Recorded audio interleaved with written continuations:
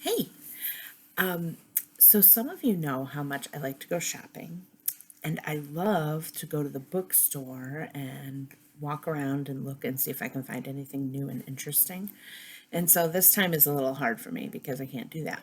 But there's also online shopping. So I found this book the other day, and sometimes it's a little hard because you can't read the whole thing and you're not sure if it's going to use the kind of language you like or if it's going to be as great as you think it is. And especially when you're buying a hardcover book, it's kind of an investment. So I wasn't sure, but it's great. It's really great. So the mail came today, Earth Day, and delivered this book on the day I needed it. It's so exciting. So without further ado, this is a new book from an author called Matthew Paul Turner, and the illustrator is Gillian Gamble, and it's called When God Made the World.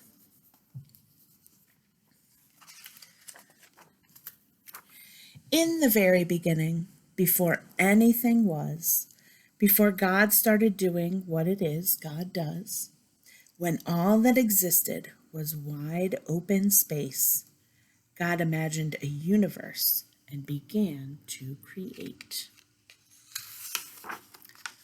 God hung trillions of lights, stars big and stars bright. God turned the dark sky into a glorious sight. God put planets in places with moons in some cases, and galaxies that reach the outermost spaces. God made comets that fly with tails through the sky, and asteroids and meteors that sometimes zoom by. And with cosmic explosions, God set space into motion, causing planets to orbit their suns with devotion.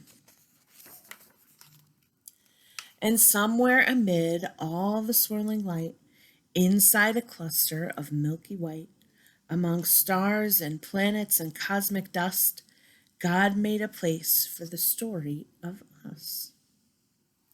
Because when God made the world, God displayed heaven's glory for you and for me and for all the world's stories.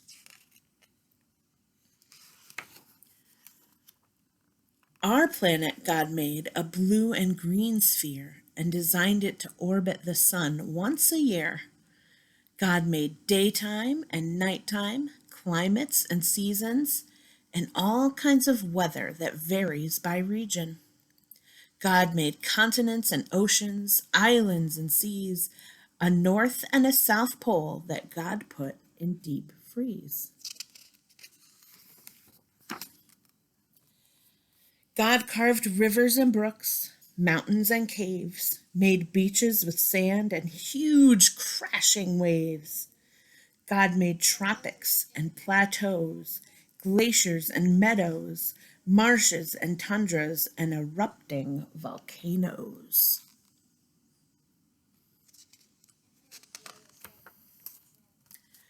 God made some places high, with peaks in the sky, and places where snowflakes still fall in July. And in quite a few spots, God made it so hot, should you visit, just know that you must drink a lot. God made valleys so low and geysers that blow, and under Earth's surface, God put well springs that flow.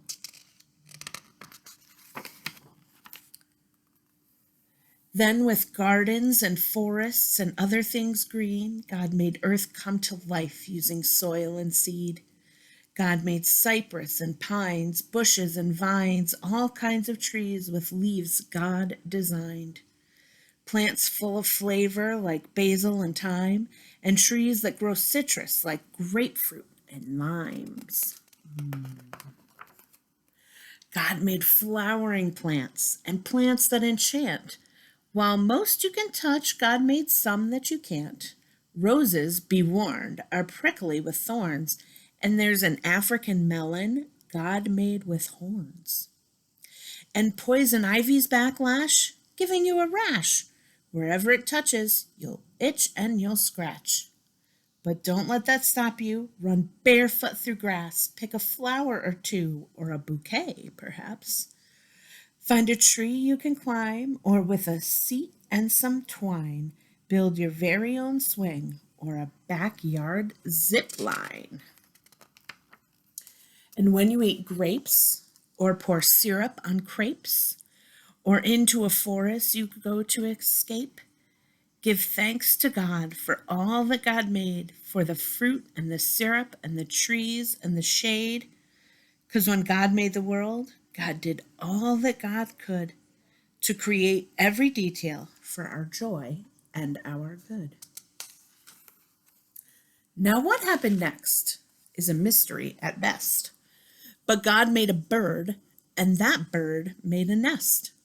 So God filled the sky, perhaps over time, with birds and more birds, and most learned how to fly.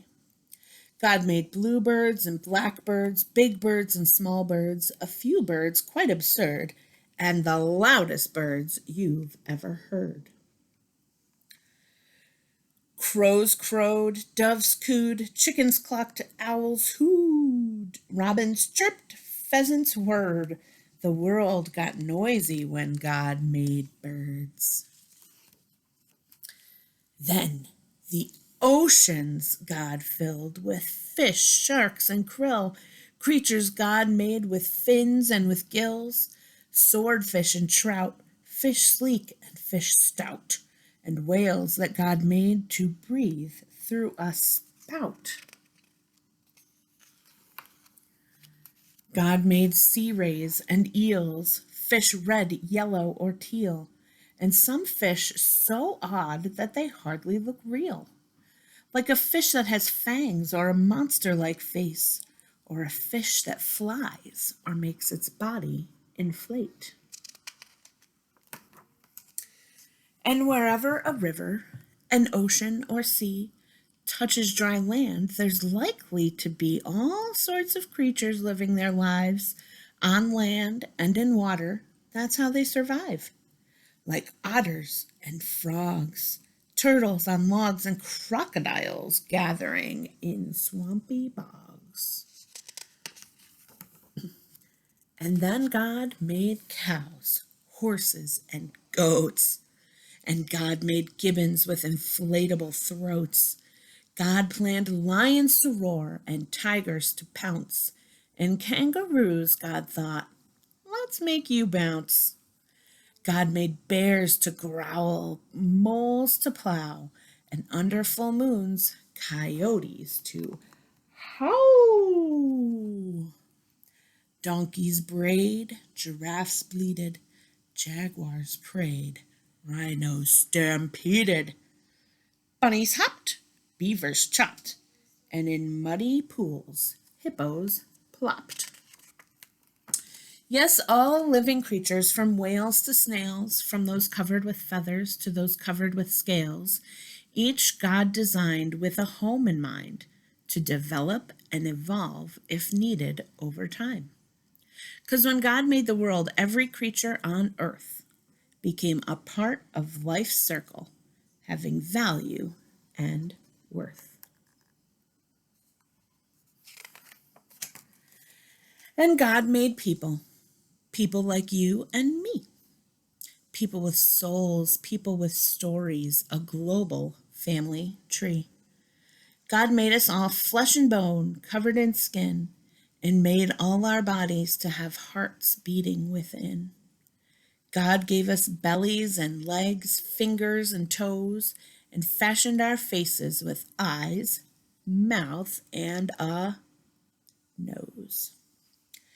God made our bodies uniquely equipped for walking and talking, to eat and to skip.